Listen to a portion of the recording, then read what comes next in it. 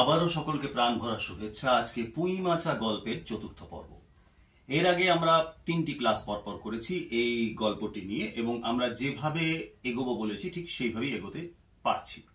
অর্থাৎ প্রথম থেকে আমরা বলেছি যে গল্পের মূল ঘটনা যেটা, সেই ঘটনাটাই কিন্তু মূল গল্প নয়, তার বাইরেও নানা রকম বক্তব্য থাকে। অর্থাৎ প্রত্যেকটি ঘটনার পেছনে একটা চিন্তা ভাবনা থাকে লেখকের, যে লেখক সেই ভাবনাটাকে প্রকাশ করবেন, এবং সেই ভাবনাটার মধ্য দিয়ে আমরা খুঁজে পাবো এমন একটা অজানা জগৎ, যে জগৎটার মধ্যে আমরা নতুন কিছু তথ্য পাবো, নতুন কিছু শিখতে পারবো, এবং সেটাকে আমাদের জীবনে আত্মীকৃত করে নিয়ে ভবিষ্যতে আমরা সেটাকে প্রয়োগ করতে পারবো, এবং ব্যক্তিগত এবং সামাজিক জীবনে সেটাকে আরো সুন্দর করে উপস্থাপন করার চেষ্টা করতে পারবো।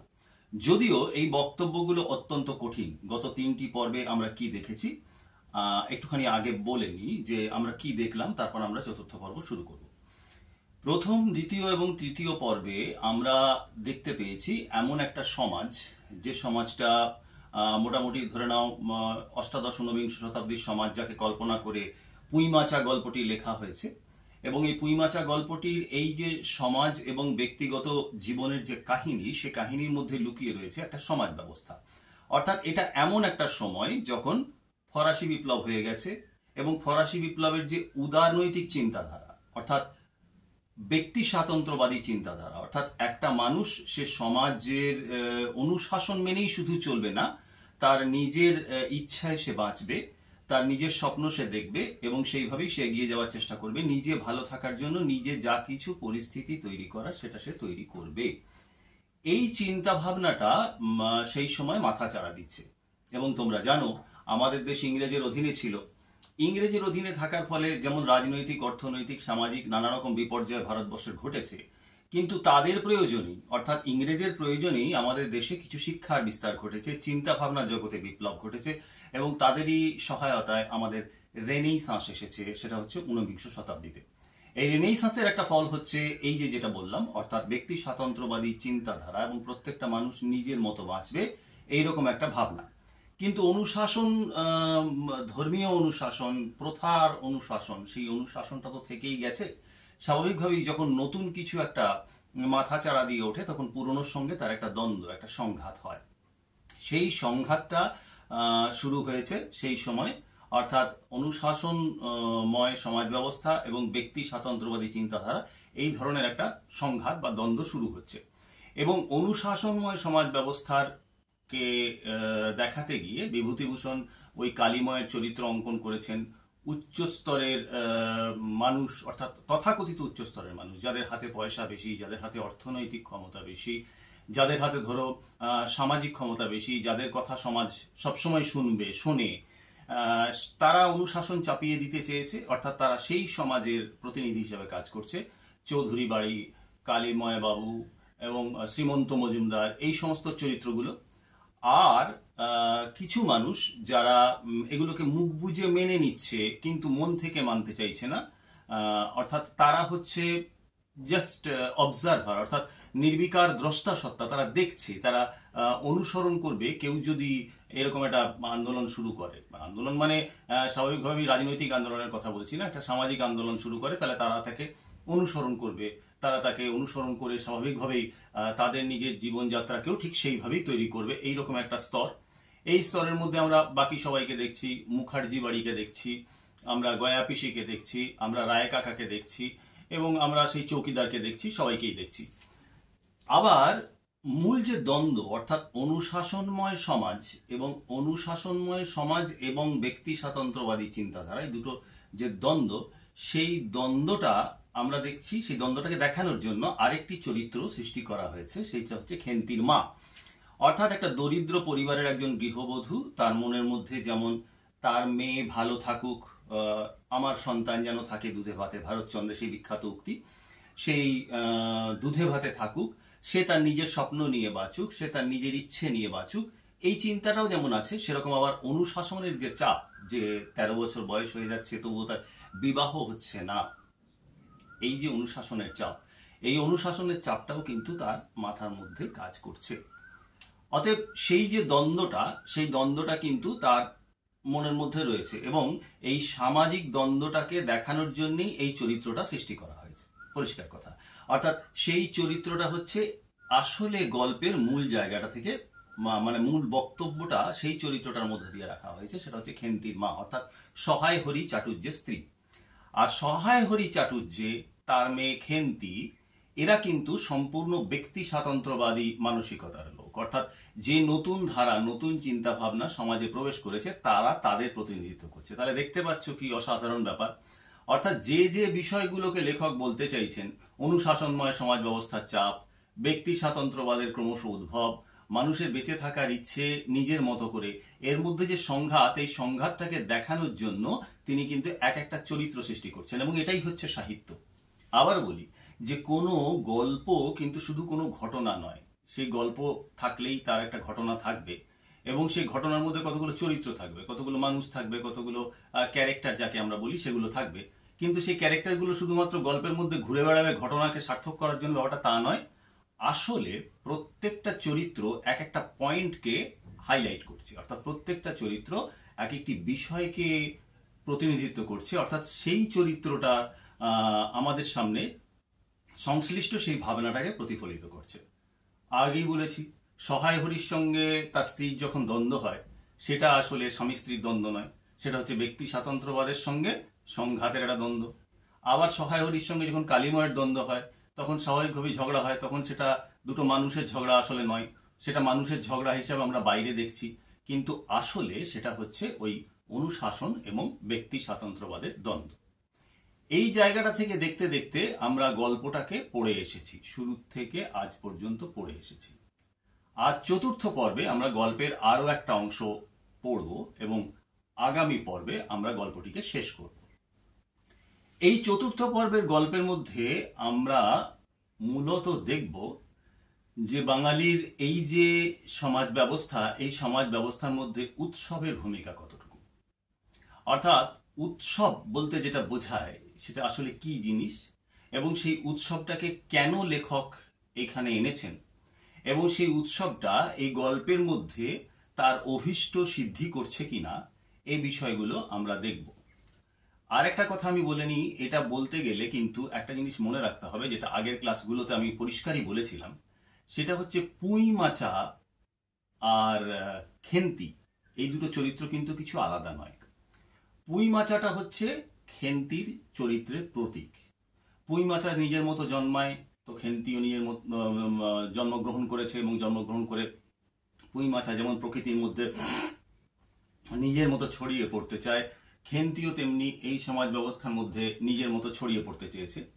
এবং তার যে এই ছড়িয়ে পড়ার চেষ্টা, তার যে এই ছড়িয়ে পড়ে নিজের মতো বাঁচার চেষ্টা, লেজঝোলা পাখির মতো আকাশে উড়ে বেড়ানোর চেষ্টা, এবং তার সঙ্গে সঙ্গে নিজের সামান্য যতটুকু ছিল সেই ততটুকুকে নিয়ে নিজের একটা রঙিন স্বপ্ন তৈরি করে সেই স্বপ্নটাকে পূরণ করার চেষ্টা একটা ছোট্ট মেয়ে, ভবিষ্যৎ কি হবে জানা নেই, এই ব্যাপারটা পুঁই মাচার সঙ্গে একটা অদ্ভুত তুলনা আছে।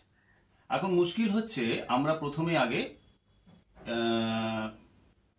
ঘটনায় যাওয়ার আগে, অর্থাৎ কাহিনীর মধ্যে যে ঘটনা, সেই ঘটনায় যাওয়ার আগে আমরা উৎসবের বিষয়টা একটু বলি। আজকের আমাদের পাঠদানের মূল বিষয় হচ্ছে উৎসব। তোমরা এটা জানো যে বাঙালির 12 মাসে 13 পার্বণ বলা হয়। এটা মানে চিরকাল একটা ধ্রুব সত্যের মতো, অর্থাৎ 12টি মাস বৈশাখ থেকে চৈত্র পর্যন্ত, এবং সেই 12টি মাসের মধ্যে 13টি পার্বণ পালন করা হয়।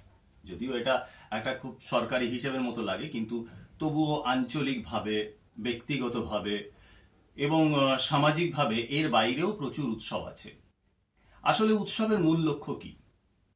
উৎসবের মূল লক্ষ্য কিন্তু শুধু মজা আনন্দ এটা নয়। উৎসবের মূল লক্ষ্য সবাই মিলে এক জায়গায় জড়ো হয়ে শুধুমাত্র আনন্দ করা, ব্যাপারটা তা নয়। উৎসবের অনেকগুলো দিক ছিল। সেই দিক হচ্ছে, প্রথম কথা, উৎসবের মূল বক্তব্যটা হচ্ছে অত্যন্ত প্রতীকী। অর্থাৎ কোনো একটা বিষয়কে সামাজিকভাবে ছড়িয়ে দেওয়ার জন্য, অর্থাৎ কোনো একটা বিষয়কে মানুষের মনের মধ্যে, সমাজের প্রত্যেকটি মানুষ, সমাজের প্রত্যেকটি অবস্থান, সেই অবস্থানের মধ্যে সেগুলোকে ছড়িয়ে দেওয়ার জন্য সবাইকে এককাঠা করে, সবাইকে একসাথে করে কোনো একটি ঘটনাকে পালন করা, সেটাই হচ্ছে উৎসব। এই যে ধরো দুর্গাপূজা, এই দুর্গাপূজা বলতে কি শুধুমাত্র আনন্দ করা বোঝায়, নাকি শুধুমাত্র ধর্মের কথা বোঝায়? তা নয়। হ্যাঁ, ধর্ম এখানে একটা বড় অংশ, এ বিষয়ে কোনো সন্দেহ নেই। কেননা দুর্গাপুজো হিন্দুদের সবচেয়ে বড় উৎসব, কিন্তু তার বাইরেও অনেক কিছু আছে। সেটা হচ্ছে দুর্গাপূজা এমন একটা সময় হবে যে সময়টাতে স্বাভাবিকভাবেই মানুষের হাতে কিছু অর্থ থাকবে ধান টান বিক্রি করে, এবং সারা বছরের ক্লান্তিকে দূর করার জন্য একসাথে হওয়ার একটা আনন্দ, সেই আনন্দটাকে দেবার সুযোগ করে দেবার জন্যই হচ্ছে দুর্গাপুজো। তার সাথে সাথে দুর্গাপূজাকে কেন্দ্র করে একটা গোটা অর্থনৈতিক ব্যবস্থা চলে। দুর্গাপূজায় লোকে জামা কাপড় কেনে, দুর্গাপূজায় লোকে নানা রকমের নতুন কিছু খাওয়া দাওয়া করে, দুর্গাপূজায় আরো নানা রকমের নতুন কিছু করে যাতে তাদেরও খরচা হয় এবং যারা বিক্রেতা তাদেরও কিছু লাভ হয়। এভাবে একটা অর্থনীতি চলে। এছাড়াও উৎসবের নানা দিক আছে যে দিকের মাধ্যমে তৈরি করা হয়। যেমন ধরো রাখি বন্ধন উৎসব, যেটা রবীন্দ্রনাথ চালু করেছিলেন। রাখি বন্ধন উৎসবের মানে উল্লেখনীয় বিষয়টা কি, সেটা হচ্ছে সৌভ্রাতৃত্ববোধ এবং পরস্পরের মধ্যে একটা নৈতিক সম্পর্ক যাতে সুন্দর থাকে সেই চেষ্টাটা করা। রাখি বন্ধন উৎসবের মধ্যে দিয়ে যখন সবাইকে রাখি পরাতে শুরু করলো, খুব স্বাভাবিকভাবেই পারস্পরিক একটা সৌহার্দ্য তৈরি হলো এবং যাদের মধ্যে ঝগড়া আছে, যাদের মধ্যে কলহ আছে, বিবাদ আছে, সেইগুলো কিন্তু ধীরে ধীরে মুছে যেতে লাগলো। এবং এই যে মুছে যাওয়ার যে বিষয়টা, সেই মুছে যাওয়ার বিষয়টা হয়ে আবার সম্পর্ক সুন্দর হলো এবং সামাজিকভাবে একটা নতুন দিক আমরা দেখতে পেলাম। তো এখানে যে উৎসবটার কথা বলা হচ্ছে সেটা হচ্ছে নবান্ন। নবান্ন জিনিসটা কি আমাদের জানতে হবে। সেটা হচ্ছে, আমরা জানি যে পৌষ মাসে আমাদের পৌষ পার্বণ বলে একটা উৎসব হয়। এই পৌষ পার্বণ উৎসবে পিঠে খাওয়া হয়, নানা রকমের খাওয়া দাওয়া তো হয় এবং নানা রকমের আনন্দ, নানা রকমের জিনিস কেনাকাটা এসবগুলো হয়। এখন এই পৌষ পার্বণ শুধুমাত্র ঘরের মধ্যে সীমাবদ্ধ হয়ে গেছে, সেটা ঠিক কথাই। আমাদেরও মনে আছে যে দুর্গাপুজো যখন হতো তখন দশমীর দিনে বিজয়া করতে আমরা বাড়ি বাড়ি যেতাম, কোন বাড়িতে ঘুগনি হয়েছে সেটা দেখতে যেতাম এবং দেখতে গিয়ে সেইখানেই আমরা আগে থেকে টার্গেট করতাম যে সেইখানে আমরা যাব, দলবদ্ধ হয়ে যেতাম। কিন্তু এখন সেই দলবদ্ধ হয়ে যাওয়ার দিনটা শেষ হয়ে গেছে। পিঠে পুলি খাওয়ার জন্য কেউ কারোর কাছে দলবদ্ধ হয়ে যায় না। কিন্তু আগেকার দিনের ব্যাপারটাই ছিল এইটা, সেটা হচ্ছে নবান্ন, অর্থাৎ নতুন ধান। পৌষ পার্বণ মানে নতুন ধান উঠেছে, সেই নতুন ধানকে এবারে রান্না করা হবে এবং সারা বছর পরিশ্রম করে খেতে নানা রকমের কায়িক পরিশ্রম দিয়ে ক্ষেতের মধ্যে নানা রকমের চেষ্টা চরিত্র করে যে ধান ফলানো হয়েছে, তারপরে একটু বিশ্রামও প্রয়োজন। সেই বিশ্রামটার মধ্যেই হচ্ছে উৎসব। এবং নবান্ন উৎসবের অর্থই হচ্ছে পিঠে পুলি তৈরি করা। বাংলার খাদ্য সংস্কৃতির মধ্যে তোমরা চিরকালই দেখবে দুধ, চাল এসবগুলো রয়েছে। অনেক কিছু খাবার দাবারই পরে বিদেশ থেকে এসেছে। আসলে আমাদের বাংলা সংস্কৃতি তো বহুদিন ধরেই বৈদেশিক সভ্যতার পরাধীন ছিল। আমাদের বাংলা সংস্কৃতির মধ্যে পর্তুগিজরা ঢুকেছে, ডাচরা ঢুকেছে, আরবের মানুষ ঢুকেছে, ফার্সি ঢুকেছে, এরপরে আরো নানা রকম সংস্কৃতি, ইংরেজ ঢুকেছে, এরকম আরো নানা রকম সংস্কৃতি বাংলা সংস্কৃতির মধ্যে ঢুকেছে। কিন্তু আদি অকৃত্রিম যে বাংলা সংস্কৃতি, সেই বাংলা সংস্কৃতির কথা ভাবতে গেলে দেখবো যে এই যে পিঠে খাওয়ার ব্যাপারটা, এটা সম্পূর্ণ বাংলার নিজস্ব। এর মধ্যে কিন্তু অন্য কোনো সংস্কৃতির কোনো প্রভাব বা কোনো প্রথা আমাদের মধ্যে কিন্তু এসে ঢোকেনি। এই নবান্ন উৎসব হচ্ছে পিঠে পুলি খাওয়ার উৎসব। সেখানে চাল ব্যবহার হয়, সেখানে তেল ব্যবহার হয়, সেখানে নারকেল ব্যবহার হয়, সেখানে দুধ ব্যবহার হয়। এইগুলো অর্থাৎ চিরকালই সৃষ্টির সময় থেকে, বাঙালি জাতি এবং বাংলা ভাষা, বাংলা সংস্কৃতির সৃষ্টির সময় থেকে খাদ্য সংস্কৃতির যে বিষয়গুলো ছিল সেগুলোই ধারাবাহিকভাবে চলে আসছে এবং চলে আসতে আসতে সেইটা কিন্তু এখনো পর্যন্ত আমরা দেখছি আমাদের বজায় আছে। তখন অর্থাৎ যে সময়কার কথা বলা হচ্ছে, সেই সময় আমরা যদি একটু তাকিয়ে দেখি তাহলে পরিষ্কার দেখতে পাবো যে সেই সময় কোনো একটি বাড়িতে যদি পিঠে পুলি হয়, তাহলে সেই পিঠে পুলিটা শুধুমাত্র সেই বাড়ির লোকজনের খাওয়ার জন্য হচ্ছে না। আসলে পিঠে পুলিটা তৈরি করা, নিজে খাওয়া এবং তার চেয়ে বেশি আকর্ষণ হচ্ছে অপরকে দেওয়া। অপরকে দেওয়ার মধ্যে যেমন আনন্দ, সেরকম অপরের কাছ থেকে নিমন্ত্রণ পাওয়াতেও আনন্দ। এই যে পারস্পরিক লেনদেন, এই উৎসবের মধ্য দিয়ে কিন্তু সমাজ ব্যবস্থা এমন একটা জায়গায় চলে যায় যাতে দেখা হয় যে পুরাতন বছরের যা কিছু অবক্ষয়, পুরাতন বছরের যা কিছু সম্পর্ক নষ্ট, পুরাতন বছরে যা কিছু বিবাদ কলহ, সব কিন্তু এই জায়গাটার একটা বাধ্যতামূলকতার মধ্যে চলে আসে। অর্থাৎ সে যাই হোক না কেন, সারা বছর যাই হোক না কেন, পিঠে পুলিটা দিতে তো আমাকে ওর বাড়ি যেতেই হবে, বা ও নিমন্ত্রণ করলে আমাকে আসতেই হবে। ফলে ওই একটা জায়গা, সেখানে কিন্তু সব বিবাদ কলহ সমস্ত গলে জল হয়ে গেল। এই যে জায়গাটা, এর ফলে কি হচ্ছে, একটা নতুন সুদৃঢ় বন্ধন তৈরি হচ্ছে সমাজের, এবং পিঠে পুলি উৎসব, নবান্ন উৎসব হচ্ছে তাই। এবার আমাদের দেখতে হচ্ছে যে আমাদের চতুর্থ পর্বের গল্পের অংশে কি দাঁড়াচ্ছে এই বিষয়টা। অর্থাৎ এখন এখানে এই সমাজ ব্যবস্থার মধ্যে এই উৎসবের কথাটাই এখানে রয়েছে এবং এই পর্বে রয়েছে, এবং এই উৎসবকে কেন্দ্র করে চরিত্রগুলো কি কিভাবে নিজেদের ভূমিকা পালন করছে এবং তার ফলে কোন সামাজিক দিক নতুন করে ফুটে উঠছে সেটা আমরা দেখতে পাবো। এখন বিষয়টা হচ্ছে, গল্পের শেষ অংশের পরে আমরা দেখছি যে সহায় হরি সে কিন্তু এবার উঠোন থেকে বেরিয়ে যাচ্ছে, ফটকের বাইরে বেরিয়ে যাচ্ছে। বেরোতে গিয়ে সে দেখছে তার বড় মেয়ে খেন্তি, তার গায়ে জামা নেই।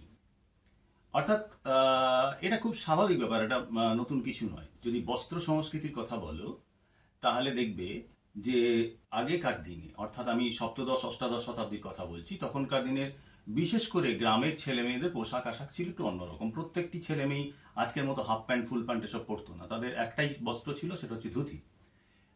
ওপরে ফতুয়ার মতো বা ফতুয়ার মতো কিছু পোশাক বা ফতুয়ার মতো এটা একটা পরতো, অথবা খালি গায়ে থাকতো ছেলেরা। আর মেয়েরা কিন্তু তখন থেকেই শাড়ি পরতো। সে শাড়ি অবশ্য একেবারেই গোড়ালি পর্যন্ত থাকতো না, সে শাড়ি হাঁটুর নিচ পর্যন্ত থাকতো এবং শরীরটা শুধুমাত্র ওড়না দিয়ে ঢাকা থাকতো। কিন্তু এই সংস্কৃতিতে গ্রীষ্মকাল চললেও যখন শীতকাল আসতো তখন ঠান্ডা লাগতো, এবং সেই ঠান্ডা লাগার জন্য মেয়েরাও বিশেষ ধরনের জামা পরতো।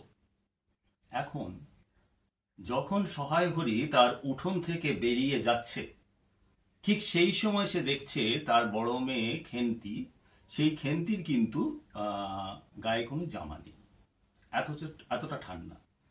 সহায় হরির কিন্তু আরো দুটি মেয়ে আছে, একটির নাম হচ্ছে পুঁটি মেজো মেয়ে, আর একটি হচ্ছে রাধি, সে হচ্ছে একেবারেই ছোট। তাদের গায়ে জামা আছে কি নেই সেটা সহায় হরির চোখে পড়ে না। সহায় হরি দেখলো যে তার বড় মেয়ে খেন্তির গায়ে কোনো জামা নেই। তার মাথার মধ্যে নানা রকম কাজ করতে লাগলো। সে তার শীতলতা বা সে তার যে ঠান্ডা লাগছে সেই ব্যাপারটা থেকে মনে করিয়ে দিল, যেই ঠান্ডার মধ্যে গায়ে জামা না দিয়ে, অন্তত গরম জামা কিছু না দিয়ে তুই বাইরে বেরোস না। আসলে বলল ঠিকটাই সেটা, কিন্তু ঘটনা হচ্ছে সেখানেও কিন্তু তার একটা প্রয়াস রয়েছে। সেই প্রয়াসটা কি?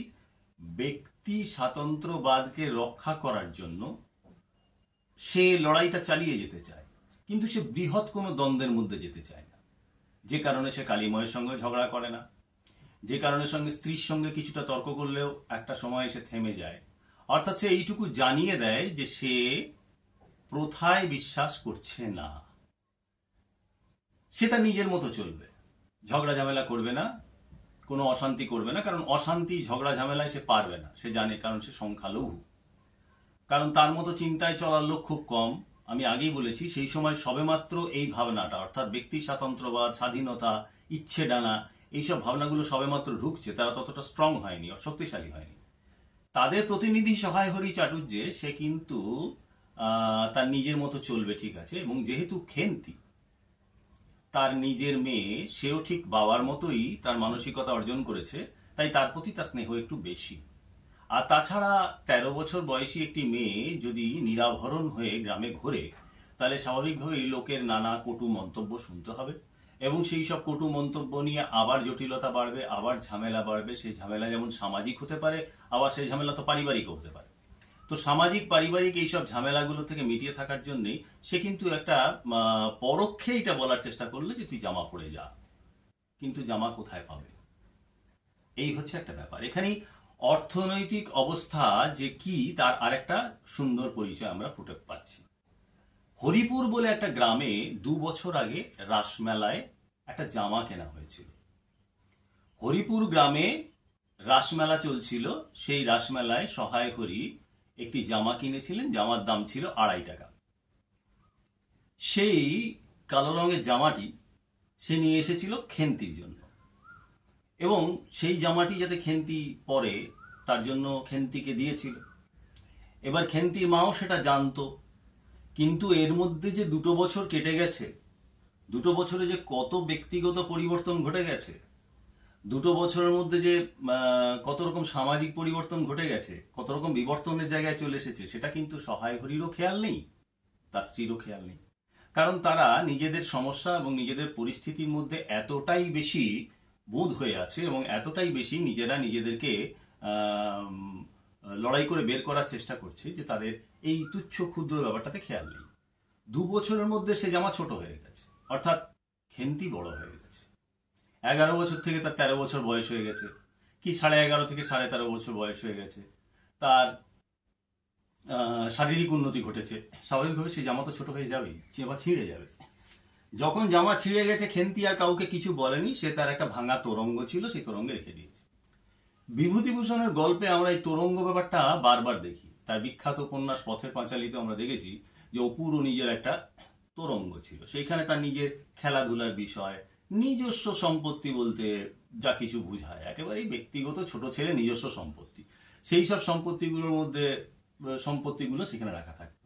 অপুর যেমন রাখা থাকতো ভাঙা কাঠের ঘোড়া, তারপর কোথার থেকে পেয়েছিল কোনো একটা ফল, শুকিয়ে যাওয়া ফল, এইসব সম্পত্তি কেজো জগতে লাগে না, কিন্তু ছোট ছোট ছেলেমেয়ের স্বপ্নের জগতের কাছে খুব মূল্যবান, তারা তোরঙ্গে রেখে দিয়েছে।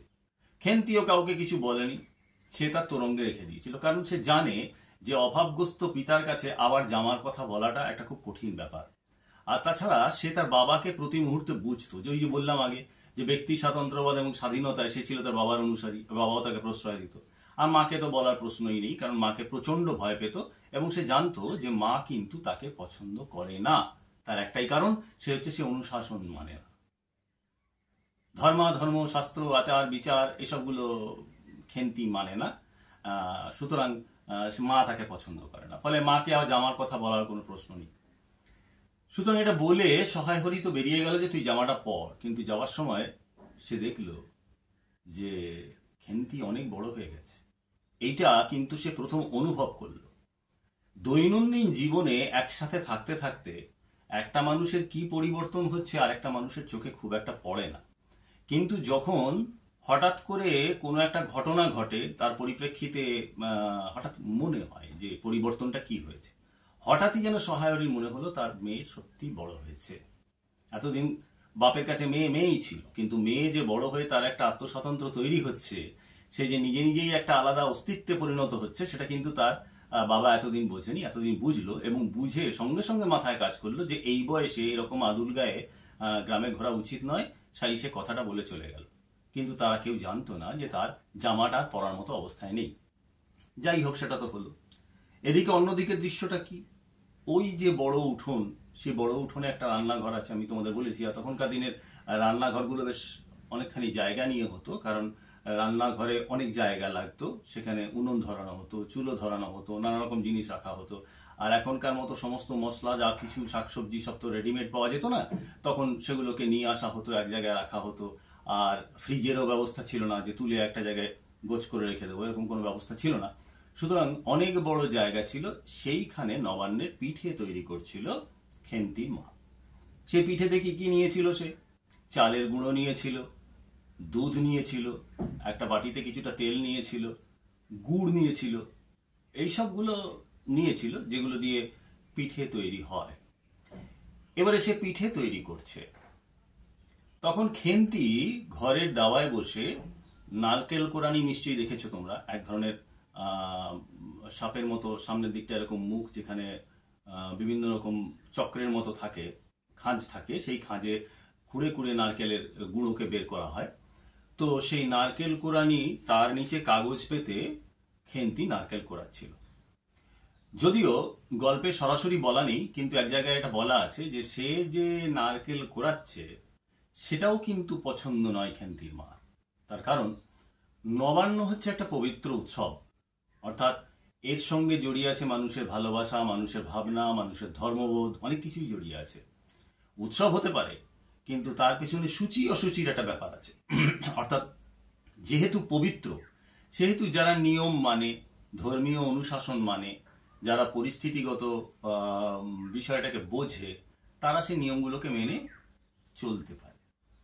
কিন্তু খেন্তি তো সেসবের লোক নয়, সে কোনো নিয়ম মানে না, সে এটা ওটা ছুঁয়ে দেয়, সে গ্রামের এদিক ওদিক ঘুরে বেড়ায়। সে যদি নারকেল করে, তাহলে স্বাভাবিকভাবে সেই নারকেল অপবিত্র হতে পারে, এবং তাই দিয়ে পিঠে তৈরি করলে সেটার কোনো পুণ্য অর্জনের জায়গা থাকবে না। এই চিন্তাটা কিন্তু ওর মায়ের মধ্যে ছিল। আমি কিন্তু আগেই বলেছি যে খেন্তির মা আসলে অনুশাসনময় সমাজ ব্যবস্থা এবং ব্যক্তি স্বাতন্ত্র্যবাদ দুটোর মধ্যেই যে সংঘাত চলছে, সেই সংঘাতের একটা প্রতীক। কিন্তু তা সত্ত্বেও তার অনুশাসনময় জীবনধারার প্রতি সমর্থন বা বাধ্যতা, সেইটা যেমন তাকে বাধা দিচ্ছে এবং বলতে চাইছে খেন্তিকে দিয়ে ওটা করাস না, আবার স্বাতন্ত্র্যবাদের প্রতি তার ভালোবাসা, সন্তানের প্রতি তার স্নেহ, সেটা কিন্তু আবার তাকে আটকে দিচ্ছে না। খেন্তি যখন চাইছে তখন খেন্তি এটা করুক। অতএব এই চিন্তা ভাবনার জায়গায় দাঁড়িয়ে সেও দেখে যাচ্ছে, খেন্তিও হচ্ছে নারকেল কুড়িয়ে যাচ্ছে। তো এরকম নারকেল কোড়ানো হচ্ছে, ওদিকে পিঠে তৈরির ব্যবস্থা হচ্ছে, ওদিকে চালের গুঁড়ো দিয়ে, গুড় দিয়ে, ইত্যাদি দিয়ে, সমস্ত কিছু দিয়ে মাখা হয়েছে। মাখা হয়ে যে দলাগুলো তৈরি করা হয়েছে, সেই দলাগুলো এবার ফেলা হবে। ঠিক সেই সময় তাদের ছোট মেয়ে রাধি, সে সামনে এসে মার কাছে বলছে, মা আমাকে একটু ওই দলা দেবে, গোলা দেবে। তো মা তখন স্বাভাবিকভাবে রাধিকে ওখান থেকে তুলে হাতের একটা বিশেষ মুদ্রায় একটুখানি গোলা দিয়েছে। যেই না ওটা দেখা, অমনি সঙ্গে সঙ্গে পুঁটিও দৌড়ে এসছে মেজমে। মেজমেও তার আঁচলে হাত মুছে নিয়ে মাকে বলছে যে মা আমাকে একটু গোলা দেবে। তা এখন ছোট মেয়েকে দিয়েছে আর মেজো মেয়েকে দেবে না, এটা কি করে হয়? স্বাভাবিকভাবে পিঠে তৈরি করতে সে একটু আবার গোলা পুঁটিকে দিচ্ছে। এই যে ঘটনাটা, অর্থাৎ রাধি এবং পুঁটি, এই দুজনকে যে গোলা দেবার ঘটনাটা, এটা কিন্তু নারকেল কুড়তে কুড়তে দেখতে পাচ্ছে খেন্তি, কিন্তু কিছু বলতে পারছে না, যদি মা বকে। কারণ খেন্তির সবসময় ধারণা যে খেন্তি যাই করবে সেটা তার মায়ের পছন্দ হবে না এবং মা বকাবকি করবে, এবং বাস্তবটাও তাই। খেন্তির কোনো কাজের মধ্যে সুচিতা নেই, এবং খেন্তি যা কিছুই করে সবই অসুচি, যা কিছুই করে সেটা লোকচক্ষে ভালো না, পরিবারে তো ভালোই না। তো সুতরাং তাকে নিয়ে তার মা সবসময় বিরক্ত।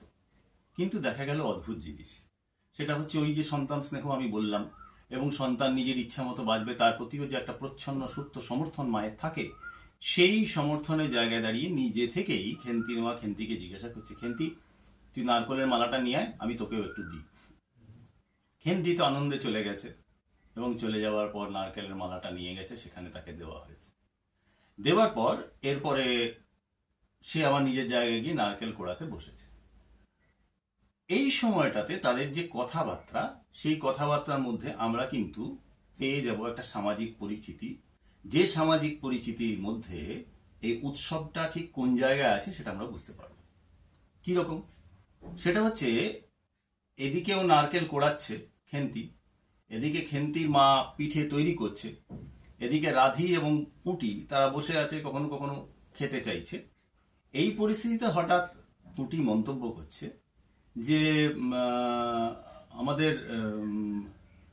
ব্রাহ্মণ কাকারা তারা তো বলছিল, তাদের মেয়ে খেদি, সে বলছিল যে পাটিসাপটা পিঠের মধ্যে নাকি ক্ষীর দিতে হয়, ক্ষীর না দিলে সেটা ভালো হয় না। আর তাছাড়া ওরা অনেক তেল নিয়েছে, ওরা অনেক দুধ নিয়েছে, আজ নানা রকম পিঠে হবে।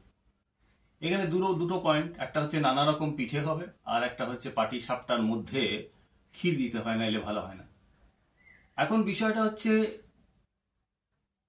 নানা রকম পিঠে হবে, এটা শোনার পরে খুব স্বাভাবিকভাবেই এদের মনের মধ্যে ওই আশাটা জেগে ওঠা স্বাভাবিক, ছোট ছোট ছেলেমেয়ে, যে আমাদের মধ্যেও নানা রকম পিঠে হোক। কিন্তু আমাদের যদি না হয় তাহলে অন্যেরও না হোক।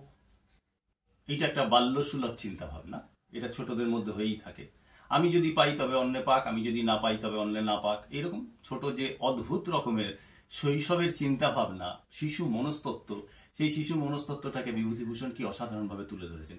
এবং সেটা শুনে, অর্থাৎ ওই যে ক্ষীর দিয়ে পাটিসাপটা বানানোর কথা শুনে এবং অন্যান্য নানা কিছু হবে, এটা শুনে খেন্তি হঠাৎ করেই কিরকম একটুখানি উত্তেজিত হয়ে বলছে, কে বলল যে ওদের এত সব হবে? এত সব তো হওয়ার কিছু নেই, কয়েকটা সাধারণ পিঠে ফিঠে হবে, তার জন্য ওরা তিনুর বাবাকে ডেকে পাঠিয়েছে, আরো দু একজনকে ব্রাহ্মণকে ডেকে পাঠিয়েছে, তাদেরকে ডেকে হচ্ছে সেটা খাওয়াবে, মুগ তক্তি হবে আর পাটিসাপটা হবে আর সাধারণ পুলি পিঠে হবে ইত্যাদি হবে।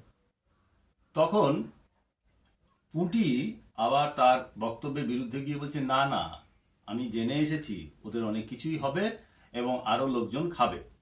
এই তথ্যটা দেবার পরে সে এটাও বলছে যে খেদি নাকি এটা বলছিল, অর্থাৎ খেদি বলছিল যে ক্ষীর না দিলে নাকি পাটিসাপটা খুব একটা ভালো হয় না। কিন্তু বিষয়টা হচ্ছে ক্ষীর না দিলে ভালো হয় না, তখনও খেন্তি এবং পুঁটি দুজনেই অবশ্য সেটা প্রতিবাদ করে বলছে, কে বলছে ক্ষীর না দিলে ভালো হয় না? কই, আমাদের মা তো শুধু নারকেল কোড়া দিয়ে করে, কি সুন্দর লাগে খেতে। আর আমাদের একবার সেই ডেকে পাঠিয়েছিল খাওয়ার জন্য, তখন সেই ক্ষীর দেওয়া পাটিসাপটা খেয়ে দেখেছি, এমা কিরকম একটা পোড়া পোড়া গন্ধ, মোটেই ভালো লাগে না। অর্থাৎ আমরা কি বলতে পারি, আঙুর ফল টক। অর্থাৎ ক্ষীর দেওয়া আর নারকোল দেওয়া দুটো পাটিসাপটার ধরন সম্পূর্ণ দুটো, এবং এই দুটো পাটিসাপটা পিঠের এই দুটোর ধরন সম্পূর্ণ দুটো। কার রুচি কিরকম, কার কোনটা ভালো লাগবে সেটা এইভাবে বলা যায় না।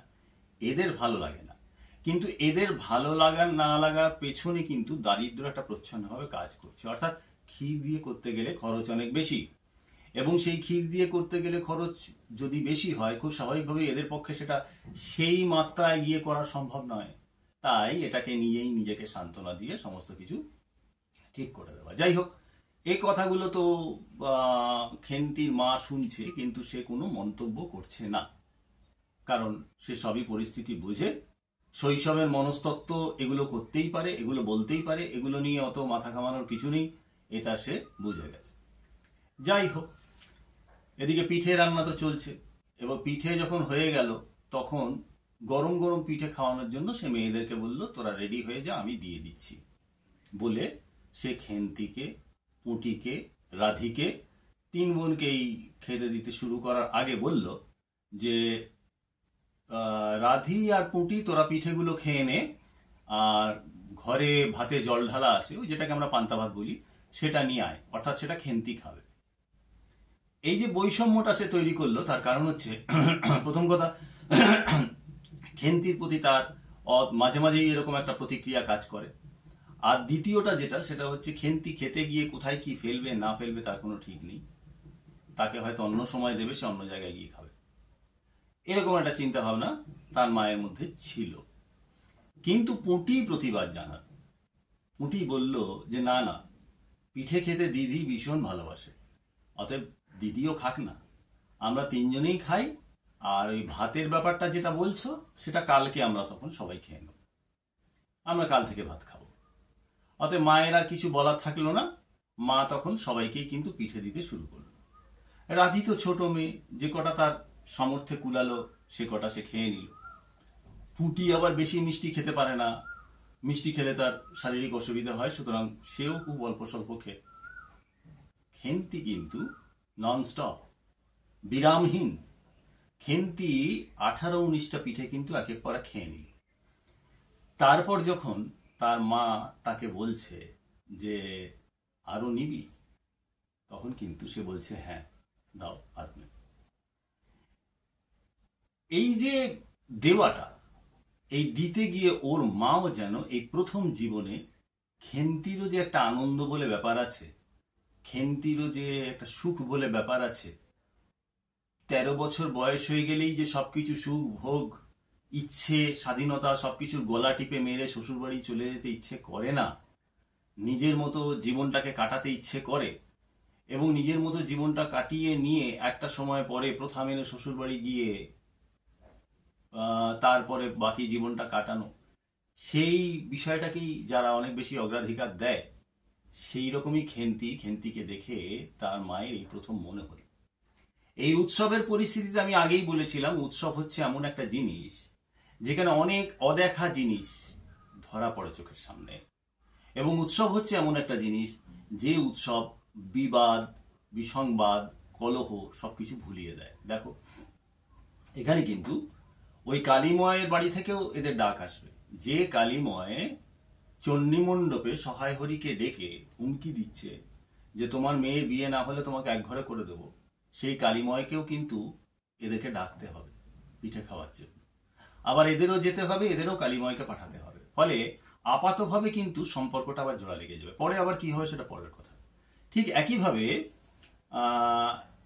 সহায় হরি এই যে প্রথমে জামার ঘটনায় যেভাবে তার মেয়েকে দেখলো, সেটা এই উৎসব ছাড়া দেখা সম্ভব ছিল না। কারণ উৎসবই এমন একটা জিনিস যখন একটু অবসর, যখন সমস্ত কিছুকে বাদ দিয়ে শুধুমাত্র দেখা, শুধুমাত্র বোঝা, শুধুমাত্র আনন্দের ভাগ নেওয়া এবং শুধুমাত্র কিছু আচার বিচার পালন করা। এটা ফলে কি হচ্ছে, তার বাবাই সময় পেল তার মেয়ে ঠিক কতটা বড় হয়েছে, তার ইচ্ছা কতটা বলবতী হয়েছে, তার এবার কি করতে হবে, এইসবগুলো ভাবনা চিন্তা করার একটু সুযোগ পেল। আর তার মাও কিন্তু এর মুহূর্তে বুঝতে পারলো যে খেন্তি একটি মেয়ে হলো, একটি মেয়ে মনস্তত্ত্ব কি হতে পারে। অর্থাৎ 13 বছরের একটি মেয়েকে আমরা অনুশাসনে চাপিয়ে দিতে পারি এবং চাপিয়ে দিয়ে খুব স্বাভাবিকভাবে সেই মেয়েটিকে আমরা শ্বশুরবাড়ি পাঠিয়ে দিতে পারি। কিন্তু ঘটনা হচ্ছে, তাহলে তো সে জীবনের কিছুই বুঝলো না। অর্থাৎ প্রথমে সে জন্মগ্রহণ করলো, জন্মগ্রহণ করে ওই কটা বছর সে নিজের বাড়িতে নানা অনুশাসনের মধ্যে থাকলো। বাইরে বেরোনো যাবে না, লোকের সামনে মুখ দেখানো যাবে না, এটা করা যাবে না, ওটা করা যাবে না, সেটা করা যাবে না, এরকম নানা রকম বন্ধনের মধ্যে সে নিজের পরিবারে থাকলো।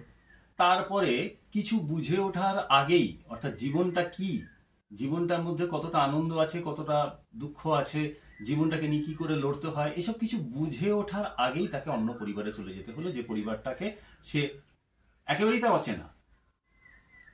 সেই পরিবারে তার স্বামী কেমন হবে, তার শ্বশুর কেমন হবে, তার শাশুড়ি কেমন হবে, তার ননদ ভাসুর কেমন হবে, তখনকার দিনে যৌথ পরিবার ছিল, এসব তার কিছুই জানা নেই।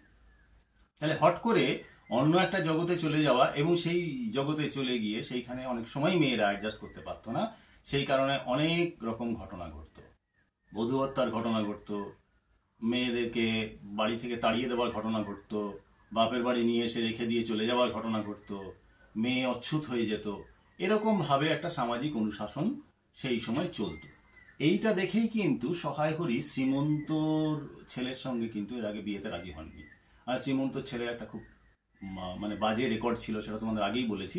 সেইটা জানার পর কিন্তু আশীর্বাদ হয়ে যাওয়া সত্ত্বেও উৎসর্গ করা মেয়ে, তথাকথিত উৎসর্গ করা মেয়ে, সেই উৎসর্গ করা মেয়েকে কিন্তু তিনি পুনরায় বিবাহ দিতে রাজি হননি।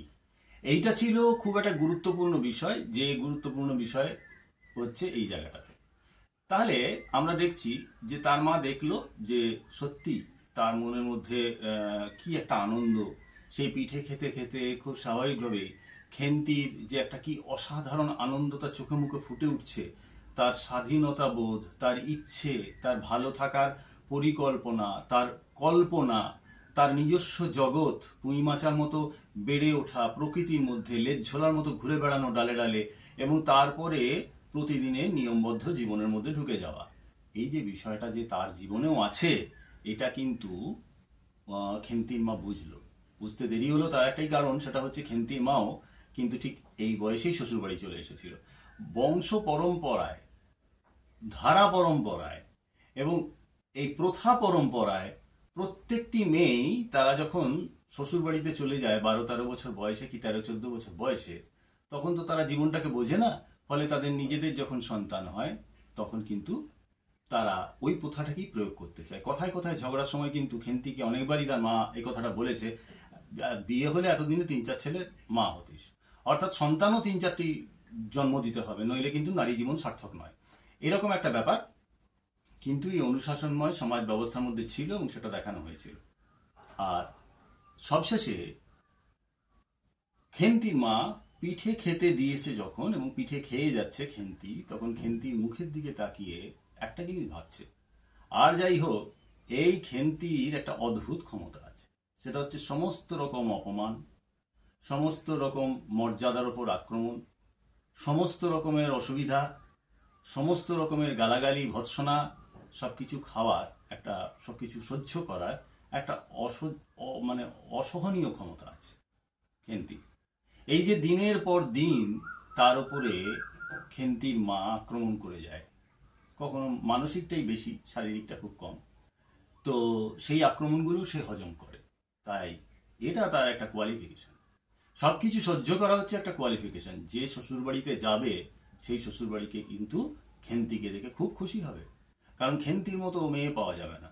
অর্থাৎ আমি যদি আমার ইচ্ছের কথা বলি তাহলেই আমি খারাপ, আমি যদি প্রতিবাদ করি তাহলেই আমি খারাপ, আমি যদি স্বাধীনতার কথা বলি তাহলেই আমি খারাপ।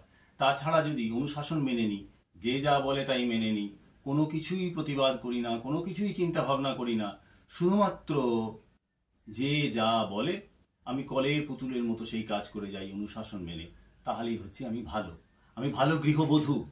তাহলে সেই একটি গৃহবধূ হয়ে ওঠার যোগ্যতা অর্জন করছে চুপি চুপি খেন্তি।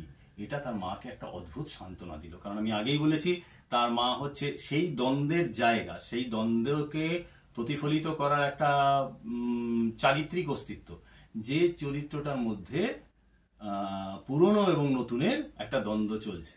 সুতরাং সেই নতুনের জায়গাটা এসে স্নেহবৎসল হয়ে যাচ্ছে তার মেয়ের প্রতি, আর পুরাতনের জায়গাটা সে মেয়ের উপর বিরক্ত হচ্ছে। এই উৎসবকে কেন্দ্র করে এই যে সমাজ এবং এই যে মানসিক এবং একে অপরকে নতুন করে চেনা, অর্থাৎ এই যে খেন্তির মা খেন্তিকে নতুন করে চিনছে, খেন্তির বাবা খেন্তিকে নতুন করে চিনছে, পুঁটির যে দিদির প্রতি ভালোবাসা সেটা আজকে বেরিয়ে এসেছে।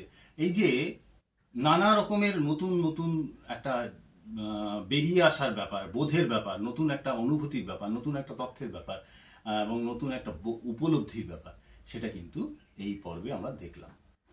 আজকের মতো এখানেই আমরা ক্লাস শেষ করছি। পরবর্তী পর্ব, পঞ্চম পর্বে কাহিনী শেষ হবে, অর্থাৎ পুঁইমাচা গল্প শেষ হবে। সেটা আসার আগে তোমরা এগুলো একবার অবশ্যই অন্যান্যবারের মতো এবারেও বলি পড়ে নেবে খুব ভালো করে, যাতে আমরা পরের অংশটা শেষ করতে পারি। তারপরে আমরা প্রশ্ন উত্তর এবং অন্যান্য কিভাবে পরীক্ষামূলকভাবে এগোতে হবে সেটা নিয়ে দুটো ক্লাস আলোচনা করব। ততক্ষণ পর্যন্ত ছুটি চেয়ে নিচ্ছি।